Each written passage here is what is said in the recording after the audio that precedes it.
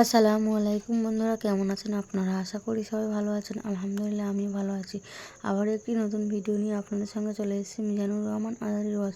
আপনারা যারা যারা মিজানুর রহমান আজহারীর ওয়াজ শুনতে ভালোবাসেন তারা ফুল ভিডিওটি দেখতে থাকেন, আশা করি ভালো লাগবে। বিষ্ণু ইসলাম ওনার ইহুদি প্রতিবেশীর বাসায় যেতেন। কোন প্রতিবেশী? ইহুদি। আওয়াজ করে বলেন, কোন প্রতিবেশী? ইহুদি। এক ইহুদি কিশোর বিষ্ণু ইসলামের খেদমত করতে, ইহুদি ছেলে আমার নবীর খেদমত করতো। তারা ছিল নবীর প্রতিবেশী। তো অনেক দিন হয় ইহুদি ছেলেটা আসে না। বিষ্ণুনবী খোঁজ দিলেন, ঘটনা কি? একটা ইহুদি ছেলে না আমার খেদমতে আসতো, ছেলেটা কই? খোঁজ নিয়ে জানলেন ছেলেটা অসুস্থ।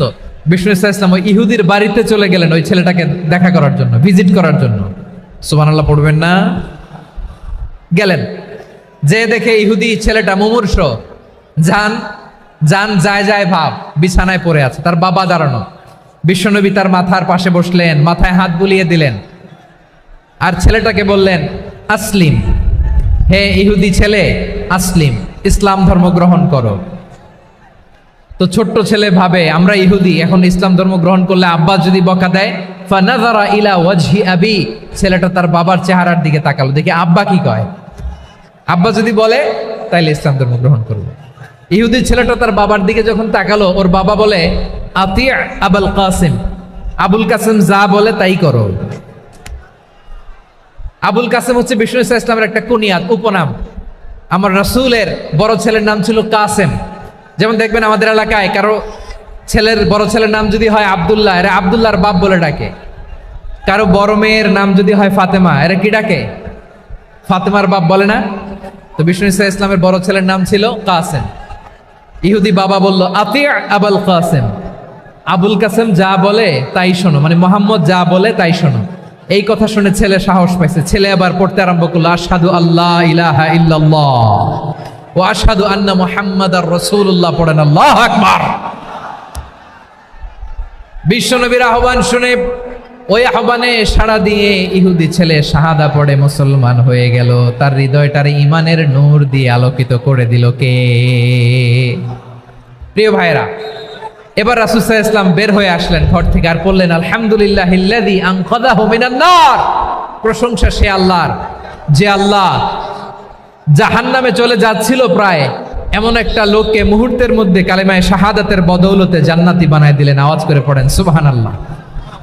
এই হাদিস থেকে আমরা কি শিখলাম? What is the moral of the story? এক নম্বর স্টোরি হলো, প্রতিবেশী ইহুদি হোক হিন্দু হোক, যাবেন, সুসম্পর্ক রাখবেন, উপহার দিবেন, বিপদে পাশে দাঁড়াবেন। তাইলেই তো আপনাদের প্রতি, মুসলমানদের প্রতি তারা আকৃষ্ট হবে, ঠিক কিনা বলেন? আপনি যদি হিন্দুদের সাথে বৌদ্ধদের সাথে নাই মিশেন, নাস্তিকের কাছে নাই যান, তো ইসলামের সৌন্দর্যটা ওরা বুঝবে কেমনে? আমার অনেক হিন্দু পরিচিত ভাই আছে, ওরা আমাদের ইফতারির প্রোগ্রামে এসে একসাথে ইফতারি করে। অনেক মদখোর আমার সাথে বসে একসাথে ডিনার করে, হাফ প্যান্ট পরা, গলায় স্বর্ণের চেইন, হাতে স্বর্ণের ব্রেসলেট, আইসা আমার সাথে ডিনার করছে, আছে এরকম। গাঁজাখোর, আমি বলি আসো, welcome welcome to my dinner, আসো বসো। বসলেই তো আমি ওর ডিএনএ, চিন্তার ডিএনএ চেঞ্জ করে দেওয়ার সুযোগ পাবো। চিল্লায় বলো ঠিক কিনা? আসতে হবে আমার কাছে। Our door is open. The door of Islam is open 24/7. সব সময় আমাদের ইসলামের দরজা আমার অমুসলিম ভাইদের জন্য খোলা আছে না নাই? এই হাদিস থেকে দুইটা শিক্ষা। এক নম্বর শিক্ষা, প্রতিবেশী মুসলিম হোক অমুসলিম হোক, যান, অসুস্থ হইলে একটু আপেল নিয়ে যান, আঙ্গুর নিয়ে যান, কমলা নিয়ে যান, তাদের সাথে ভালো আচরণ করেন। ইসলামের বিউটি দেখে, সৌন্দর্য দেখে অবাক হবে, নসিব ভালো হলে কোনোদিন কালিমা পড়ে মুসলমান হয়ে যাবে, ঠিক কিনা বলেন? তাহলে অমুসলিমের সাথে ভালো সম্পর্ক। বিশ্বনবী ইহুদির বাড়িতে গেলেন, ইহুদির বাড়ি, আর আমার মুসলমান ভাই আমার কাফের বলে, এরকম আছে না নাই? মুসলিম মুসলিমরা দেখতে পারে না, সহ্য করতে পারে। বিশ্বনবী সাল্লাল্লাহু আলাইহি ওয়াসাল্লাম ইহুদির বাড়িতে গেলেন, এটা একটা শিক্ষা। আরেকটা শিক্ষা হলো বিশ্বনবী সাল্লাল্লাহু আলাইহি ওয়াসাল্লামের খাদেম ছিল ইহুদি, এতদিন খেদমত করলো, একদিনও বিশ্বনবী ওরা কালিমার দাওয়াত দেয় নাই। কারণ কি? বিশ্বনবী একটা ভালো সময়ের অপেক্ষা করতেছিলেন, প্রপার টাইমিং। দাঈর কাজ হচ্ছে দাঈ ইলাল্লাহ, সে হচ্ছে সুযোগ সন্ধানী। দাঈ সুযোগ খোঁজে, কখন দাওয়া দিলে ব্যাটে বলে হবে, ঝোপ বুঝে কোপ মারে, ঠিক কিনা বলেন? বিষ্ণু ইসলাম ভালো সময়ের অপেক্ষা করতেছিলেন, দেখি ভালো সময় আসুক আসুক আসুক আসুক। আস্তে আস্তে এমন সময় আসছে, ছেলে এবার মুমূর্ষ। অসুস্থ ব্যক্তির হৃদয় অত্যন্ত নরম থাকে। হসপিটালে যখন কেউ যায় তার হৃদয়টা বড্ড নরম থাকে, মৃত্যুর ভয়ে তার অন্তরটা নরম থাকে, ঠিক কিনা বলেন? এই প্রপার টাইমিং এর অপেক্ষা করতেছিলেন। যখনই টাইমিং পেয়েছেন দাওয়াত দিলেন, পড়ো লা ইলাহা ইল্লাল্লাহ, সুবহানাল্লাহ পড়েন সবাই। তো বিশ্বনবী সাল্লাল্লাহু আলাইহি ওয়াসাল্লাম মক্কাতে কিংবা মদিনাতে খুব পিসফুলি এক্সিস্ট করেছেন, যে কোনো ধর্মের সাথে মিলেমিশে চলেছেন। তার প্রমাণ আমরা যদি রাসূল সাল্লাল্লাহু আলাইহি ওয়াসাল্লামের বায়োগ্রাফির দিকে তাকাই তাহলে দেখব তিনি মুশরিকদের সাথে পিস ট্রিটি করেছেন, শান্তি চুক্তি, পিস ট্রিটি, পিস এগ্রিমেন্ট। আপনারা হুদাইবিয়ার সন্ধির নাম শুনেছেন? আমার লালমনিরহাটের কলিজার টুকরা ভাইয়েরা, হুদাইবিয়ার সন্ধির নাম আপনারা শোনেন নাই? 6ষ্ঠ হিজরিতে বিষ্ণু ঈসা ইসলাম মুশরিকদের সাথে এই ট্রিটি করেছেন, চুক্তি। কাদের সাথে? মুশরিকদের সাথে। আমরা তো মুসলমান বসতে পারি না, আমরা দুই মুসলিম ভাই একসাথে বসে চা খেতে পারি না, গল্প করতে পারি না। বিষ্ণু ঈসা ইসলাম মুশরিকদের সাথে ট্রিটি করেছেন, হুদাইবিয়ার সন্ধি। এই সন্ধির আগে মক্কা থেকে কেউ মদিনায় যেতে পারে না, মদিনা থেকে কেউ মক্কায় যেতে পারে না। কিন্তু এই সন্ধির পরে ট্রাফিক স্বাভাবিক হয়ে গেল, মক্কার লোকেরা মদিনায় আসতে পারে, মদিনার লোকেরা মক্কায় আসতে পারে। এটাকে বলে সুলহে Hudaibiya, the peace agreement of Hudaibiya, শান্তি চুক্তি। আমরা পৃথিবীতে এখন অনেক শান্তি চুক্তির নাম শুনি, এগুলো সব the piece treaty of Hudaibiya থেকে কপি করা। আল্লাহু আকবার। তাহলে বিশ্বনবী সাল্লাল্লাহু আলাইহি সাল্লাম তিনি যে শান্তিপূর্ণ সহাবস্থানে বিশ্বাসী ছিলেন, মুসলমানেরা যে অন্য ধর্মের প্রতি সহনশীল তার প্রমাণ হচ্ছে এই পিস ট্রিটি। শুধু তাই নয়, মক্কার পার্ট গেল, পিস এগ্রিমেন্ট করলেন, শান্তি চুক্তি। বিষ্ণু ঈসা ইসলাম মদিনায় যে কি করলেন? মদিনায় যে বিষ্ণু ঈসা ইসলাম মদিনা চার্টার করলেন, মদিনা সনদ, সাহিফাতুল মদিনা, এটার বলে মদিনা চার্টার। যে ওয়েস্টে, ইউরোপে, আমেরিকাতে তারা অনেক চার্টার করে, সব চার্টার মদিনা চার্টার থেকে কপি করা। আওয়াজ করে পড়েন সুবহানাল্লাহ। বিষ্ণু ঈসা ইসলাম মদিনায় গেলেন, মদিনাতে মুসলিম, মুশরিক, ইয়াহুদি, এই 3 ধর্মের লোক মিলে সব স্টেক হোল্ডার যারা আছে সবাইকে নিয়ে বিষ্ণু ঈসা ইসলাম মদিনা চার্টার করলেন, মদিনা সনদ পড়েন সুবহানাল্লাহ। শুধু তাই নয়, মক্কাতে বিশ্বনবী পিস এগ্রিমেন্ট করলেন, শান্তি চুক্তি মুশরিকদের সাথে। মদিনাতে যে বিশ্বনবী মদিনা চার্টার করলেন, মদিনা সনদ করলেন ইহুদিদের সাথে। আবার মদিনাতে বিশ্বনবী ইহুদিদের সাথে পিস ডায়ালগ করলেন, ইন্টারফেথ ডায়ালগ করলেন, আন্তধর্মীয় সংলাপ করলেন। যেই সংলাপের মূল ভিত্তি ছিল তাওহীদ। মূল ভিত্তি ছিল কি? তাওহীদ। বিশ্বনবী ইহুদিদেরকে ডাকলেন, আহ্বান করলেন, কুল ইয়া আহলাল কিতাবি তাআলাউ ইলা কালিমাতিন সাওয়াইন বাইনানা ওয়া বাইনাকুম আল্লা না'বুদা ইল্লাল্লাহ ওয়া লা নুশরিকা বিহি শাইআন ওয়া লা ইয়াত্তাখিযা বা'দুনা বা'দান আরবাবাম মিন দুনিল্লাহ فإن تولوا فقولوا اشهدوا بأننا مسلمون সুবহান আল্লাহ পড়েন। বিশ্বনবী মদিনার ইহুদিদের ডেকে বললেন, ও ইহুদিরা শোনো শোনো, আসো এমন একটা আদর্শের প্রশ্নে আমরা একত্রিত হই যে আদর্শের প্রচার তোমাদের নবীরাও করেছে, আমিও করি। যে আদর্শের কথা তোমাদের পবিত্র ধর্মগ্রন্থগুলোতে আছে, আমার কোরআনেও আছে, সেটা হলো তাওহীদ। আমরা এক আল্লাহ ছাড়া কারো ইবাদত করব না, আল্লাহর সাথে কাউরে শরীক করব না, আল্লাহ ছাড়া কাউরে রব মানব না। পড়েন সুবহানাল্লাহ। তাহলে আমার প্রিয় লালমনিরহাটের ভাইরা, মদিনাতে যে তিনি মদিনা চার্টার করলেন, মদিনা সনদ, পিস ডায়ালগ করলেন, শান্তির সংলাপ, ইন্টারফেথ ডায়ালগ করলেন, আন্তধর্মীয় সংলাপ, যার ভিত্তি ছিল তাওহীদ। সুবহানাল্লাহ পড়েন। তাহলে অন্য ধর্মের প্রতি সব সময় ইসলাম সহনশীল, টলারেন্স। যদি আপনি দেখতে চান ইসলামের নবী বিশ্ব নবীর দিকে তাকান, ঠিক কিনা বলেন? আমরা তো সংখ্যালঘুদের রাইটস প্রোটেক্ট করার জন্য কত আইন বানাই, কত বৈঠক করি, কত সংবাদ সম্মেলন করি। বিষ্ণু সাল্লাল্লাহু আলাইহি ওয়াসাল্লাম সংখ্যালঘুদের রাইটসের ব্যাপারে, অধিকারের ব্যাপারে যে কথা বলেছেন, শুনলে আপনি অবাক হয়ে যাবেন। বিশ্বনবী বলেন, আলা মান যালামা মুআহাদান আও ইনতাকাসাহু আও কাল্লাফাহু ফাওকা তাআতিহি আও কাল্লাফাহু ফাওকা তাকাতিহি আও আখাযা মিনহু শাইআন বিগাইরি তিবি নাফসিন ওয়া আনা হাজিজুহু ইয়াউমাল কিয়ামা। খবরদার, জেনে রাখো, কেউ যদি কোনো সংখ্যালঘুর উপরে অত্যাচার করে, কোনো সংখ্যালঘুর প্রাপ্য থেকে যদি কেউ কাউকে ঠকায়, সংখ্যালঘুর উপর যদি কেউ কষ্ট দেয়, কোনো সংখ্যালঘুর সম্পদ যদি কেউ জোর করে কেড়ে নেয়, আমি কিয়ামতের দিন বিশ্বনবী ওই সংখ্যালঘুর পক্ষে আর ওই মুসলমানদের বিপক্ষে বাদী হয়ে দাঁড়াবো। সুবহানাল্লাহ বলতে পারলেন না? আল্লাহু আকবার। আপনি নামাজি, আপনি মুসল্লি, আপনি হাজী সাহেব, তাহাজ্জুদ পড়তে পড়তে কপালে দাগ ফেলে দিছেন, আপনার প্রতিবেশী হিন্দু, ভাবছেন আমার তো পাওয়ার আছে, ওর জমিটা দখল করি। বিশ্বনবী বলেন, কিয়ামতের দিন ওই হিন্দুর পক্ষে তোর বিরুদ্ধে আমি বাদী হয়ে দাঁড়াবো। পৃথিবীর কোন ধর্মে এরকম স্টেটমেন্ট পাবেন? পাবেন? আপনি ভাবছেন আপনি নামাজ পড়লে হাজী সাহেব কপালে দাগ ফেলায় দিলে আপনি সেলসেলায় জান্নাতে চলে যাবেন না? খবরদার। বিশ্বনবী বলেন, কোন সংখ্যালঘুর উপর যদি কেউ আক্রমণ করে, তার প্রাপ্য তাকে না দিয়ে যদি তাকে ঠকায়, তার উপর জুলুম করে, তার সম্পদ যদি কেড়ে নেয়, আমি নবী, তুমি মুসলিম হইতে পারো, মুসল্লি হইতে পারো, তার পক্ষে, তোমার বিপক্ষে আল্লাহর দরবারে বাদী হয়ে দাঁড়াবো। আচ্ছা লালমনিরহাটের ভাইরা, কথা বুঝতে পারলে আওয়াজ করে উত্তর দেন। বিশ্বনবী যদি কারো বিপক্ষে দাঁড়ায় কিয়ামতের দিন, আই রিপিট, আমি আবারও বলছি, বিশ্বনবী যদি কিয়ামতের দিন কারো বিপক্ষে দাঁড়ায়, ও তো সেলসেলায়া জান্নাতি, তাই না? জান্নাতি না?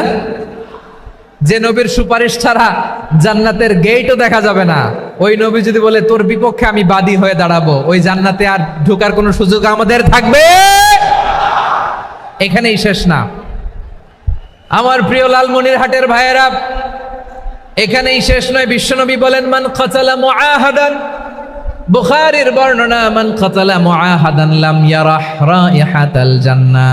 কেউ যদি, কোনো মুসলিম যদি অন্যায়ভাবে কোনো সংখ্যালঘুকে হত্যা করে, কোনো হিন্দুকে হত্যা করে, কোনো বৌদ্ধরে হত্যা করে, অন্যায়ভাবে কোনো মুসলিম যদি কোনো সংখ্যালঘুরে হত্যা করে, জান্নাতে যাওয়া তো দূরের কথা, ওই মুসলিম জান্নাতের ঘ্রাণও পাবে না।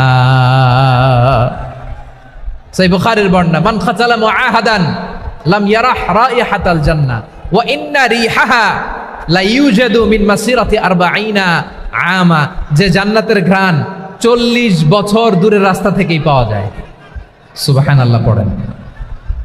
প্রিয় ভাইরা, এখান থেকে জান্নাতে পৌঁছতে লাগবে 40 বছর। এত দূর।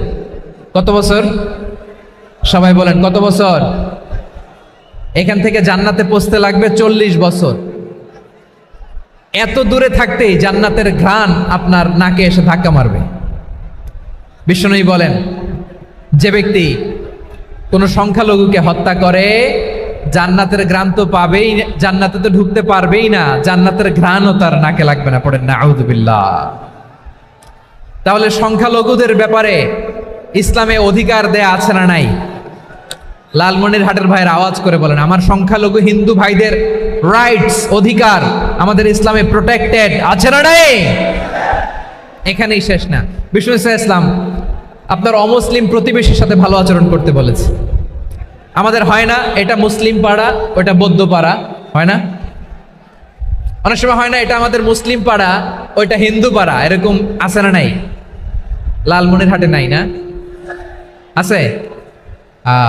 হিন্দু যদি আপনার প্রতিবেশী হয় কি করবেন? ওর কষ্ট দিবেন নাকি? কেন? ও তো হিন্দু, ও তো আমার আল্লাহরে ডাকে না, ওরা কষ্ট দিলে জায়েজ হবে না? খবরদার। বিষ্ণু ইসলাম বলেন, মান কানা ইউমিনু বিল্লাহ ওয়াল ইয়াউমিল আখির ফালিউকরিম জারাহ।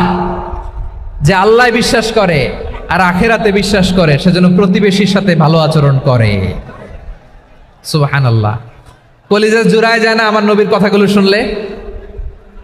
যে আল্লাহ বিশ্বাস করে, যে আখিরাতে বিশ্বাস করে, সেজন্য প্রতিবেশীর সাথে ভালো আচরণ করে। এখানে বলছে মুসলিম প্রতিবেশী, বলছে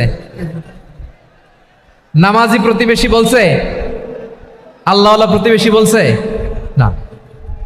প্রতিবেশী আস্তিক হোক নাস্তিক হোক, প্রতিবেশী মুমিন হোক মুশরিক হোক, প্রতিবেশী হইলেই তার সাথে ভালো আচরণের দরকার আছে না নাই?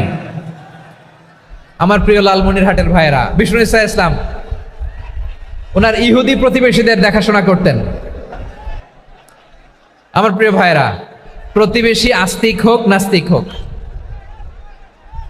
মুসলিম হোক হিন্দু হোক, তার সাথে ভালো আচরণ করতে হবে। তাহলে ইসলাম অমুসলিম প্রতিবেশীর সাথে ভালো আচরণ করতে বলে। ইসলাম অমুসলিম মাতা পিতার সাথেও ভালো আচরণ করতে বলে। মাতা পিতা যদি অমুসলিম হয় তারা ফেলে দিতে পারবেন? পারবেন? আমার লালমনিরহাটের ভাইয়েরা, অনেক হিন্দু ছেলে আমাদের হাতে শাহাদা পড়ে মুসলিম হয়, কিন্তু ওর মা মুসলমান হয় নাই, বাবাও হয় নাই, এরকম আছে না নাই? তো ও হয়েছে মুসলিম, মা বাপ হিন্দু, এখন মা বাপ কি বাদ? হ্যাঁ, মা বাপ বাদ দেয়া যাবে? যেই মা আপনার 9 মাস 8 মাস পেটে ধারণ করলো, আপনার মায়ের নার ছেঁড়া ধন, আপনি ওই মারে বাদ দিতে পারবেন? যেই মায়ের বুকের তাজা দুধ খেয়ে আপনি আজকে বাড়ন্ত তাজা তরতাজা, ওই মারে বাদ দেয়া যাবে? মায়ের এক ধারে দুধের দাম, কাটিয়া গায়ের চাম, পাপুষ বানাইলে ঋণের শোধ হবে না, এমন দরদি ভাবে কেউ হবে না আমার মাগো। মায়ের এক ধারে দুধের দাম, কাটিয়া গায়ের চাম, পাপুষ বানাইলে ঋণের শোধ হবে না, এমন দরদি ভাবে কেউ হবে না আমার মাগো। ঠিক কিনা? মাকে তো বাদ দেয়া যায় না। وَقَضَى رَبُّكَ أَلَّا تَعْبُدُوا إِلَّا إِيَّاهُ وَبِالْوَالِدَيْنِ إِحْسَانًا। আল্লাহ বলে অবধারিত 2টা ভার্ডিক্ট তোমাদের জন্য, এক আল্লাহর ইবাদত করবা আর মা বাবার প্রতি ইহসান করবা। আদেশটা কার? মা বাবার প্রতি ইহসান করতে হবে। আমার মা হিন্দু হোক ভালো আচরণ করতে হবে, বৌদ্ধ হোক ভালো আচরণ করতে হবে। আমার যে সমস্ত হিন্দু ভাইয়েরা মুসলিম হয়েছে, তোমাদের মা বাবা এখনো মুসলমান হয় নাই, তাদের সাথে ভালো আচরণ করতে হবে। আপনাদের খেদমত নিজে করতে হবে অথবা খেদমতের ব্যবস্থা করাই দিতে হবে। মান্থলি যে খরচ লাগে এটা দিতে হবে। আরে তুমি এখন মুসলিম, তোমার মা বাবা হিন্দু, এখনই তো সুযোগ ইসলামের সৌন্দর্য দেখানোর। এখন মা বাবা যদি দেখে আরে এটা হিন্দু থাকতে তো বদমাইশ ছিল, বেয়াদব ছিল, কি এমন ধর্ম সে গ্রহণ করলো যেটা গ্রহণের সাথে সাথে সে পাল্টে গেল? কি এমন ধর্ম সে গ্রহণ করেছে যেটা তার জীবনকে আলোকিত করে দিয়েছে? নসিব ভালো হইলে তারাও কালিমা পড়ে মুসলমান হয়ে যাবে। বিষ্ণু ইসা ইসলামের স্ত্রীর নাম ছিল আয়েশা রাদিয়াল্লাহু তাআলা আনহা, আবু বকর রাদিয়াল্লাহু তাআলা আনহুর মেয়ে। আবু বকর রাদিয়াল্লাহু তাআলা আনহুর আরেক মেয়ের নাম হচ্ছে আসমা। কি নাম? দুজনই আবু বকর রাদিয়াল্লাহু তাআলা আনহুর মেয়ে, আসমা আর আয়েশা। নাম দুইটা কেমন লাগে? আসমা নামটা কেমন লাগে? আয়েশা নামটা কেমন লাগে? সবার ভালো লাগে নাই? নাম দুটো আপনাদের ভালো লাগে? লালমনিরহাটে অনাগত যদি কন্যা সন্তান হয়, যদি মনে চায় আসমা রেখে দিতে পারবেন, যদি মনে চায় আয়েশা রেখে দিয়েন। দেশে বিদেশে এয়ারপোর্টে রাস্তাঘাটে শুধু বলে হুজুর একটা নাম দেন, আমার ছেলের একটা নাম দেন, মেয়ের একটা নাম দেন। তো আমার মনে আছে যশোরের 8 দিনের মাহফিলে আমি 1-2টা নাম দিয়েছিলাম। আজকে লালমনিরহাটের এই প্রোগ্রামে কন্যা সন্তান যদি হয় 2টা নাম দিলাম, আসমা কিংবা আয়েশা। ইনশাআল্লাহ পড়েন। দুজন বোন, এক মায়ের না, বাবা এক মা দুইজন। আয়েশা রাদিয়াল্লাহু তাআলা আনহার মায়ের নাম উম্মে রুমান, আর আসমা রাদিয়াল্লাহু তাআলা আনহার মায়ের নাম কুতাইলা বিনতে আব্দুল উজ্জা। আবু বকর রাদিয়াল্লাহু তাআলা আনহু 4টা বিয়ে করেছিলেন। তো একই ঘটনা ঘটেছে এই ফ্যামিলিতে। আসমা ইসলাম ধর্ম গ্রহণ করে মুসলিমা, কিন্তু তার মা কুতাইলা মুশরিকা। আই রিপিট, বোঝার জন্য আমি আবারও বলি, আসমা রাদিয়াল্লাহু তাআলা আনহা মুসলিমা, আর আসমার মা কুতাইলা, আওয়াজ করে বুঝে থাকলে বলেন, আসমার মা মুশরিকা। তার মানে মেয়ে মুসলিম, মা অমুসলিম। ভেজাল আছে না নাই? কিন্তু কুতাইলা আর ধৈর্য ধারণ করতে পারে না। নার ছেড়া ধন, কলিজার টুকরা ধন, কলিজার টুকরা সন্তান আসমারে দেখতে বড্ড মন চায়। সাইয়েদনা আসমা রাদিয়াল্লাহু তাআলা আনহা মক্কা থেকে হিজরত করে মদিনায় চলে গেলেন হুদাইবিয়ার পর। যখন মক্কা মদিনার ট্রাফিক স্বাভাবিক হলো, মক্কার লোক মদিনায় যায়, মদিনার লোক মক্কায় আসে। কোচাইলা কলিজার টুকরা সন্তান আসমারে দেখার জন্য কিছু উপহার নিয়ে বিশাল মরুপথ পাড়ি দিয়ে মক্কা থেকে মদিনায় যায়। সুবহানাল্লাহ বলেন। এখন মা আসছে মেয়ের সাথে দেখা করতে, মেয়ে তো আর দেখা দেয় না। মেয়ে ভাবছে আমার মা তো মুশরিকা, অপবিত্রা, তার সাথে কি দেখা দেয়া যাবে? বিশ্বনবীর দরবারে চলে গেলেন। সুবহানাল্লাহ বলেন। কি সৌভাগ্যবান ছিল তারা, মাসলা জানার দরকার হলেই নবীর দরবারে চলে যেত। ঘরে বউয়ের সাথে ঝগড়া হলে নবীর দরবারে চলে যেত। অনেক সাহাবী বলে আমার পেটে ক্ষুধা লাগলো আমি নবীর কাছে চলে যেতাম, কারণ নবীর চেহারার দিকে তাকালেই আমার পেটের ক্ষুধা মিটে যেত। সাইয়েদনা আসমা রাদিয়াল্লাহু তাআলা আনহা বিশ্বনবীর কাছে চলে গেলেন, যে বললেন ইয়া রাসূলুল্লাহ ইয়া হাবিবাল্লাহ ইন্না উম্মি কাদিমাতুন ইলাইয়া ওয়া হিয়া রাগিবা। আমার মা মক্কা থেকে অনেক দূর মরুর পথ পাড়ি দিয়ে উপহার সামগ্রী নিয়ে মদিনায় আমার সাথে দেখা করতে এসেছে গো নবী। আমার জানতে বড্ড ইচ্ছে হয় আমি আমার মুশরিকা মাখা করতে পারবো কিনা।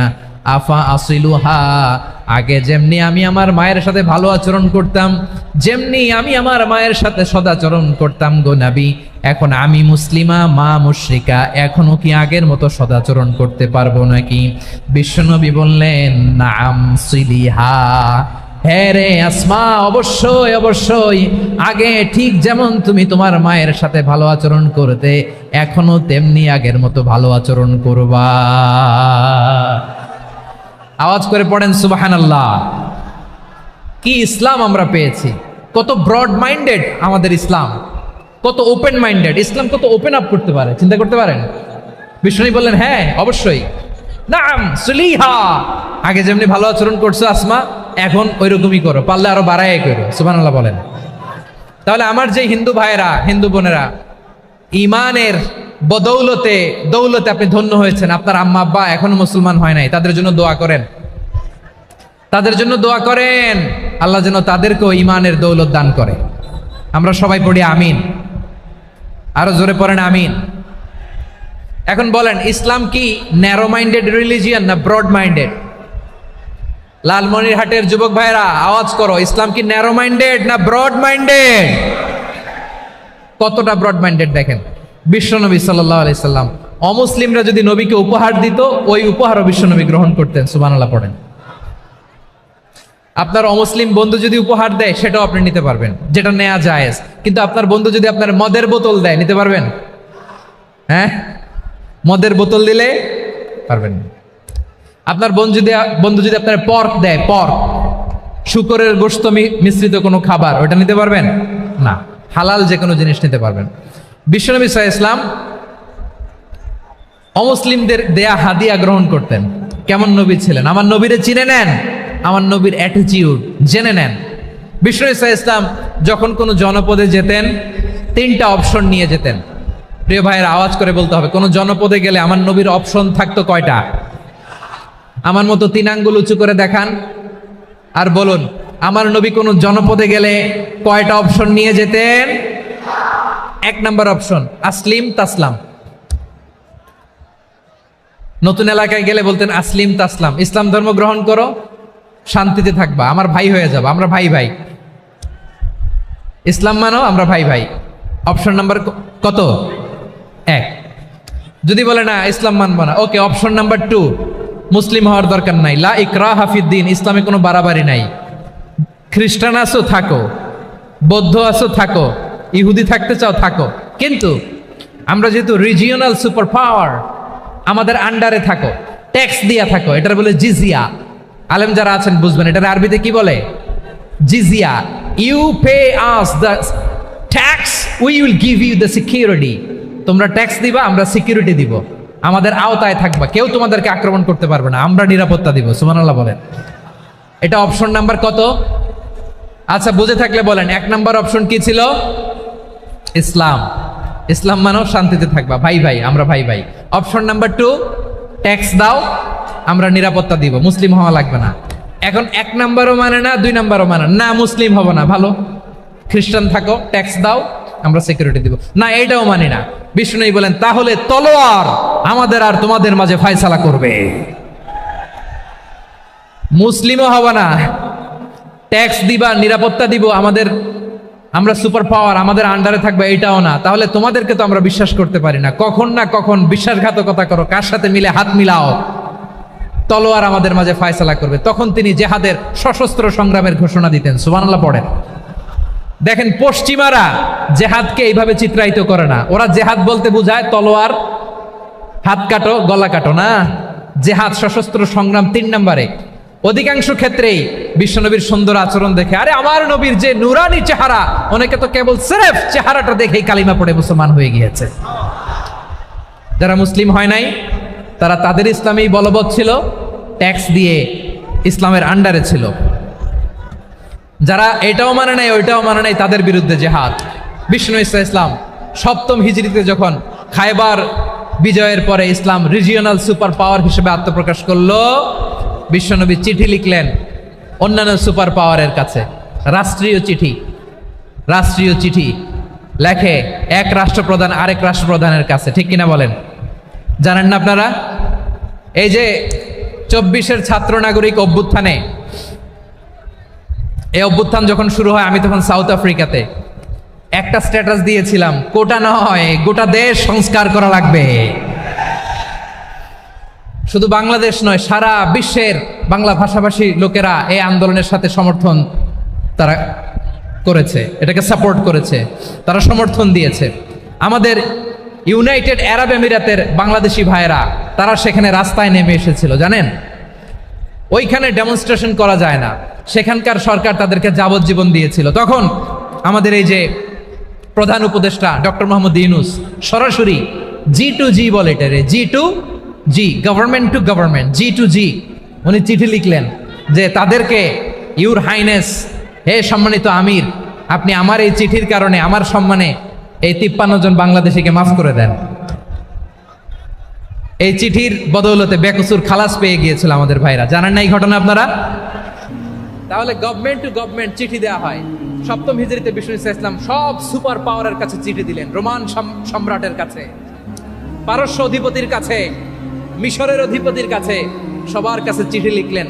চিঠির ভাষা ছিল এরকম, মিন মুহাম্মাদিন রাসূলিল্লাহ ইলা মুকাওকিস আযীমিল কিবত, মুহাম্মদ রাসূলুল্লাহর পক্ষ থেকে মিশরের বাদশার কাছে, আসলিম তাসলাম, ইসলাম মানো শান্তিতে থাকবা, সালামুন আলা মান ইত্তাবা আল হুদা, শান্তি তার জন্য যে হেদায়েতের অনুসরণ করে। সুবহানাল্লাহ পড়েন।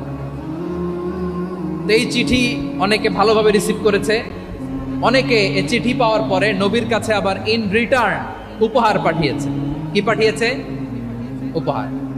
মিশরের বাদশা মুকাওকিস তিনি বিশ্বনবীকে বিশাল এক উপহারের ডালি পাঠিয়েছেন। মিশরের বাদশা মুকাওকিস ছিলেন ধর্মে খ্রিস্টান। লালমনিরহাটের ভাইয়েরা আওয়াজ করে বলেন, মিশরের বাদশা ধর্মে কি ছিল? খ্রিস্টান। কি উপহার দিয়েছিল আমার নবীকে? শুনতে মনে চায়? আওয়াজ নাই লালমনিরহাটের গলায়, শুনতে মনে চায়? 1000 স্বর্ণ মুদ্রা, 1000 স্বর্ণ মুদ্রা। 2টা খ্রিস্টান দাসী, একজনের নাম মারিয়া বিনতে শামউন আল কিবতিয়া, আরেকজনের নাম সিরিন বিনতে শামউন আল কিবতিয়া। একজন খ্রিস্টান দাস 20 থান কাপড় জামা বানানোর জন্য, আমরা নবী যেন সেলাই করে জামা বানাতে পারে এজন্য 20 থান কাপড়, 20 থান ফাইন গার্মেন্ট। সুবহানাল্লাহ পড়বেন না? এরপরে একটা গাধা যেটার নাম ছিল উফাইর, আর একটা খচ্চর, এটার নাম ছিল দুলদুল। খচ্চর চিনেন? গাধা আর ঘোড়ার ক্রসিং এ যে প্রাণীটা দুনিয়াতে আসে এটার খচ্চর বলে। তো এই যে সুপার পাওয়ার খ্রিস্টান বাদশার কাছে নবী চিঠি লিখলেন, ওই খ্রিস্টান বাদশা আমার নবীকে উপহার দিল, বিশ্বনবী এই উপহারগুলো সানন্দে গ্রহণ করেছে। সুবহানাল্লাহ পড়বেন না? তাহলে অমুসলিম কেউ যদি আপনাকে উপহার দেয়, হালাল উপহার হলে আপনি গ্রহণ করতে পারবেন। অনুরূপভাবে পারস্যের বাদশা, রোম সম্রাট বিশ্বনবীকে উপহার পাঠিয়েছেন, আমার নবী সবগুলো উপহার গিফট গ্রহণ করেছেন। সুবহানাল্লাহ বলেন। তাহলে প্রিয় লালমনিরহাট, আওয়াজ করে বলুন, ইসলাম কি ন্যারো মাইন্ডেড রিলিজিয়ন না ব্রড মাইন্ডেড? আম্মাজান আয়েশার কাছে মাসালা জানতে চায় মেয়েরা, হে আম্মাজান, অগ্নি উপাসকেরা তাদের ঈদের দিন নওরোজের সময় আমাদেরকে পাখি দেয়, নেওয়া যাবে? উনি বললেন, ওরা জবাই করে দিলে নেওয়া যাবে না, কিন্তু ওরা যদি ফলমূল এরকম খাবার দেয় এগুলো নেওয়া যাবে। তার মানে অমুসলিমদের দেয়া উপহার এটা গ্রহণ করা যায়। সুবহানাল্লাহ বলেন। শুধু তাই নয়, বিষ্ণু ঈসা ইসলাম অমুসলিমদের সাথে আর্থিক লেনদেনও করেছেন, ফিনান্সিয়াল ডিলিং করেছেন। অমুসলিমদের সাথে প্রয়োজনে আপনি ফিনান্সিয়াল ডিলিং করতে পারবেন। আমরা প্রায় দেখি বাজারের মিষ্টির দোকানগুলো আমার হিন্দু ভাইদের, তারপরে যে বারবার সব চুল কাটে যে নাপিত, অধিকাংশ নাপিতের দোকানে কারা? আমার হিন্দু ভাইরা। তা আপনি চুল কাটতে পারবেন কিনা বলেন? পারবেন। তার দোকান থেকে দই মিষ্টি কিনতে পারবেন কিনা? হ্যাঁ, আমার মুসলিম ভাইয়ের দোকান থাকলে ওইটারে আমি বেশি প্রায়োরিটি দিব, ঠিক কিনা? কিন্তু যদি তাদের সার্ভিস নিতে চান, প্রোডাক্ট নিতে চান, পারবেন। তার দলিল সহিহ বুখারী, আম্মা জান আয়েশা রাদিয়াল্লাহু তাআলা আনহা বলেন, ইশতারা রাসূলুল্লাহ সাল্লাল্লাহু আলাইহি ওয়াসাল্লাম মিন ইয়াহুদিয়িন তুআমান ওয়া রাহানাহু দিরআহু মিন হাদিদ। রাসূল সাল্লাল্লাহু আলাইহি ওয়াসাল্লাম এক ইহুদির কাছ থেকে, কার কাছ থেকে? সবাই বলে নাই, কার কাছ থেকে? আমার নবী, পেয়ারা নবী এক ইহুদির কাছ থেকে জব কিনেছিল, জব, বার্লি, যেটা দিয়ে রুটি বানায়। ওই জবের দাম দেওয়ার টাকা পয়সা নবীর কাছে ছিল না, ফলে নবী ওনার একটা পোশাককে মর্গেজ রেখেছিলেন, মর্গেজ, বন্ধক, যে এখন এটার দাম দিতে পারবো না, কয়েক কেজি বার্লি নিয়ে যাই আর বন্ধক হিসেবে আমার জামাটা রেখে গেলাম, যেই দিন দাম দিব ওই দিন জামাটা ছুটাই নিয়ে যাব। সুবহানাল্লাহ পড়বেন না? বাকিতে নিছিলেন, বাকিতে। দিরআহু মিন হাদিদ, লোহার তৈরি বর্ম, মানে যুদ্ধের পোশাক, লোহা দিয়ে বানানো।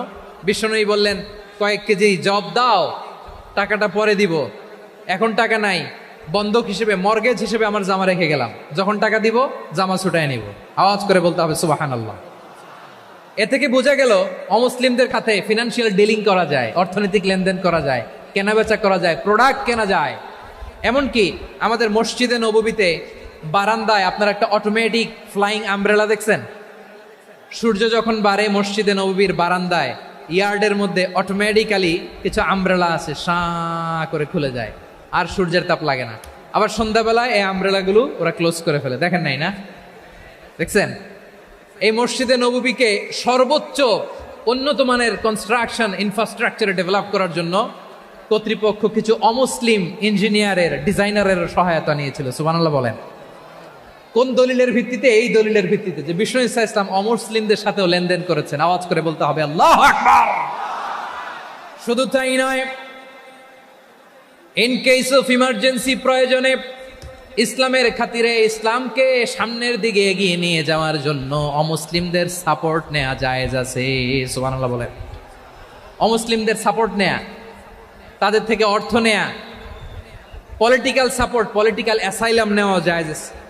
আমাদের অনেক বিশ্ববরেণ্য দায়ীরা আমেরিকায় অস্থায়ীভাবে অ্যাসাইলাম নিয়ে থাকে, নিজের দেশে গেলে ফাঁসিতে ঝুলাই দিবে। যুগ যুগ ধরে দায়ীদের উপরে এরকম অত্যাচার আর নির্যাতন আছে না নাই? মিশরের অনেক দায়ীরা পাশ্চাত্যে যেয়ে থাকে, এই যে তারা পলিটিক্যাল অ্যাসাইলাম নিয়ে থাকে, রাজনৈতিক আশ্রয়, এটা জায়েজ আছে না? এটা যে জায়েজ আছে তার প্রমাণ স্বয়ং বিশ্বনবী সাল্লাল্লাহু আলাইহি ওয়াসাল্লাম পলিটিক্যাল সাপোর্ট নিয়েছিলেন অমুসলিমদের কাছ থেকে। সুবহানাল্লাহ বলেন। খুব মজাদার একটা ঘটনা শুনবেন, আপনাদের আগ্রহ দেখে তো মনে হয় না শোনার ইচ্ছা আছে। আছে আছে আমার ভাইরা, বিশ্বনবীর বয়স তখন প্রায় 51 বছর। কত বছর? বিশ্বনবীর সবচেয়ে কাছের মানুষ খাদিজা রাদিয়াল্লাহু তাআলা আনহা ইন্তেকাল করেছেন। বিশ্বনবী বড্ড কষ্ট পেলেন, হৃদয়টা ভেঙে খান খান। যিনি ঘরের ভেতরে বিশ্বনবীকে সান্ত্বনা দিতেন, ভালোবাসা দিতেন, বাইরে গেলে কুরাইশরা বকাঝকা করে, অত্যাচার করে, কিন্তু আম্মাজান খাদিজা রাদিয়াল্লাহু তাআলা আনহা ঘরটারে এমন শান্তির নীড় বানায় রেখেছেন, এই ঘরের ভিতরে ঢুকলে বিশ্বনবীর কলিজাটা ঠান্ডা হয়ে যেত। এজন্য রব্বুল আলামিন বলেন, খাদিজা, ও আমার বান্দি খাদিজা, জান্নাতে এমন স্পেশাল একটা ঘর আমি তোমার জন্য রেডি করে রেখেছি। ওই ঘরের মধ্যে কোনো আওয়াজ নাই, ওই ঘরের মধ্যে কোনো নয়েজ নাই, ওই ঘরে কোনো বিশৃঙ্খলা নাই। কারণ মক্কার জমিনে আমার নবী কুরাইশদের বিশৃঙ্খলা নয়েজ আর ঝামেলাগুলোকে উপেক্ষা করে যখন তোমার ঘরের ভিতরে ঢুকতো, ঘরটারে তুমি শান্তির নীর, ঠান্ডা, নীরব, নিস্তব্ধ, নিঝুম আর শান্তির নীর বানিয়ে রেখেছো। এজন্য জান্নাতে স্পেশাল একটা শান্তির নীর আমি তোমারে উপহার দেব। ওই প্রিয়তমা স্ত্রী খাদিজা ইন্তেকাল করলেন, বিশ্বনবীর হৃদয় ভেঙে খান খান। আবার ওনার চাচা আবু তালেব ইন্তেকাল করলেন, যিনি পলিটিক্যাল শেল্টার দিতেন নবীকে। কে দিতেন? আবু তালেবের ভয়ে, বিশ্বনবীর এই চাচার ভয়ে কোনো মুশরিক নবীর গায়ে হাত দেওয়ার সাহস পায় নাই। এখন স্ত্রীও নাই, চাচাও নাই, নবীকে আশ্রয় দেওয়ার কেউ নাই। নবীর চারদিকে অন্ধকার। নবী এখন কই যাবেন? আমার পেয়ারা নবী নতুন স্টেশন খুঁজতেছেন, নতুন দাওয়াতি প্ল্যাটফর্ম খুঁজতেছেন। তিনি যায়েদ বিন হারেসা রাদিয়াল্লাহু তাআলা আনহুকে নিয়ে মক্কার পাশের একটা নেইবরিং সিটি তায়েফে চলে গেলেন। কোথায় চলে গেলেন? লালমনিরহাটের ভাইয়ের আওয়াজ করে বলেন, কোথায় গেলেন? তায়েফে চলে গেলেন দিনের দাওয়াত দেওয়ার জন্য। কি দেওয়ার জন্য? নাকি জমি কিনতে গেছিলেন? জমি কিনতে, দুনিয়ার যশ খ্যাতির জন্য, নিজের কোনো লাভের জন্য? তায়েফবাসীদেরকে জাহান্নামের আগুন থেকে বাঁচানোর জন্য। আওয়াজ করে বলতে হবে, ঠিক কিনা? বিশ্বনবী বিশাল মরুপথ, পাহাড়ি পথ পাড়ি দিয়ে তায়েফের মরুজমিনে গেলেন কোরআনের দাওয়াত নিয়ে, ইমানের দাওয়াত নিয়ে। কিন্তু তায়েফের লোকেরা বিশ্বনবীর দাওয়াতকে শুধু প্রত্যাখ্যান করেই থামে নাই, তারা বিশ্বনবীর সাথে অত্যন্ত খারাপ আচরণ করেছে।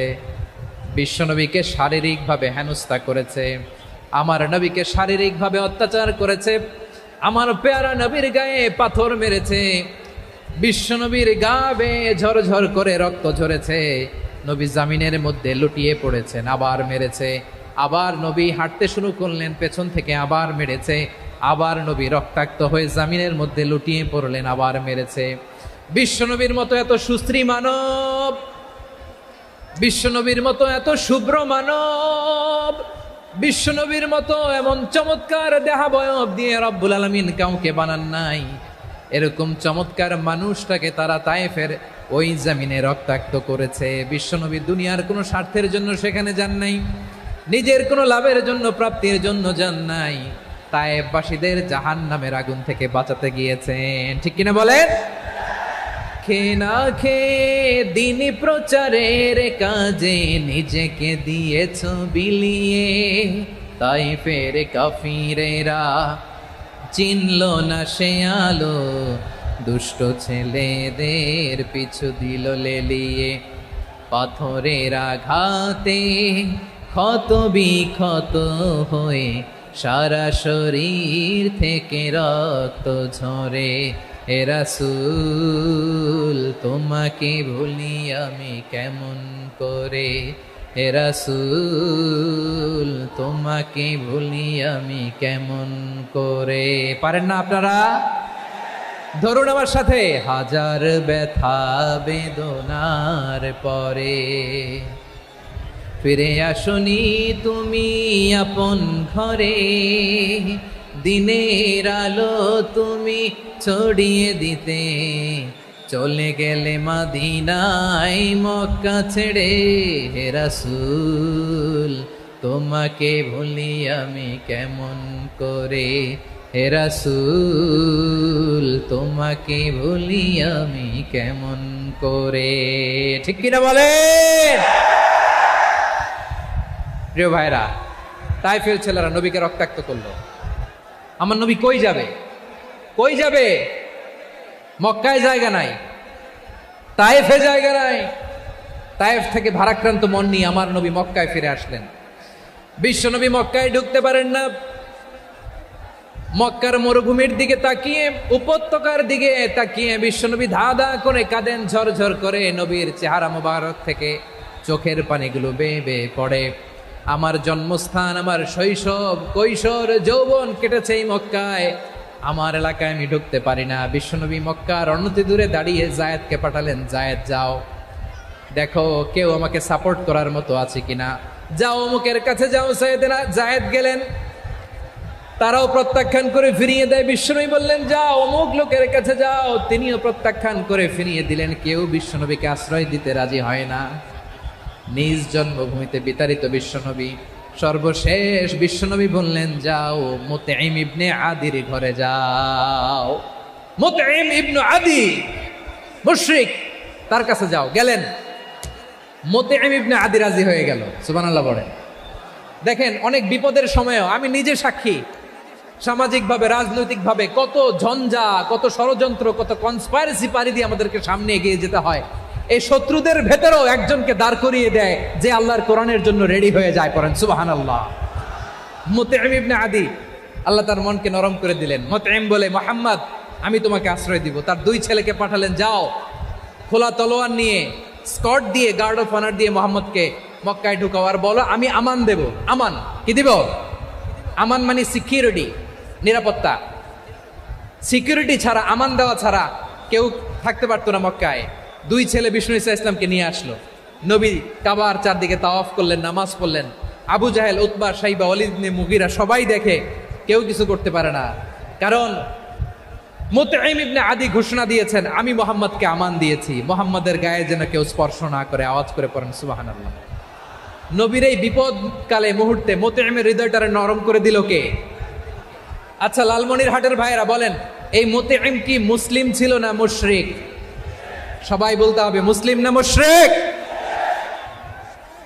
তাহলে মুশরিকের কাছ থেকে নবী পলিটিক্যাল অ্যাসাইলাম, আধুনিক রাষ্ট্রবিজ্ঞানের ভাষায় পলিটিক্যাল অ্যাসাইলাম, যেটাকে বলে রাজনৈতিক আশ্রয়, ওনার আমান বা নিরাপত্তার এই ঘোষণায় তিনি মক্কায় ঢুকলেন। যতদিন নিরাপত্তা ছিল ছিলেন। মুতঈম যখন মারা গেল, বিষ্ণু ইসলাম হিজরত করে মদিনায় চলে গেলেন। সুবহানাল্লাহ। কিন্তু মুতঈম যে বিশ্বনবীর উপকার করছে এটা বিশ্বনবী ভুলে নাই। আমাদের অনেকে আছে উপকার করার পরে আর খেয়াল থাকে না। ভিডিওটি ভালো লাগলে একটি লাইক, কমেন্ট ও শেয়ার করে পাশে থাকবেন বন্ধুরা। যারা যারা শেষ পর্যন্ত ভিডিওটি দেখেছেন তাদের জন্য অনেক অনেক ভালোবাসা থাকলো বন্ধুরা। আর নতুন নতুন ভিডিও পেতে চ্যানেলটিকে সাবস্ক্রাইব করে পাশে থাকবেন বন্ধুরা। ভালো থাকবেন, ধন্যবাদ।